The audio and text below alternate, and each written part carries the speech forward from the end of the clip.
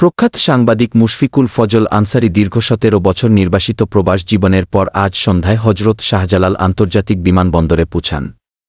দেশে প্রবেশ করেই মহান আল্লাহর প্রশংসা স্বরূপ সিজদায় লুটিয়ে পড়েন।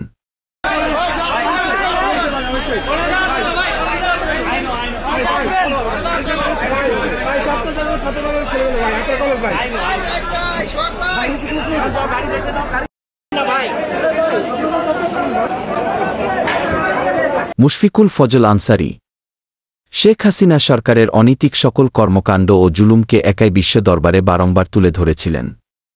দোয়া করি আল্লাহ আপনাকে নিরাপদ রাখুন, দেশ ও জাতির কল্যাণে সবসময় কাজ করে যাওয়ার তৌফিক দান করুন।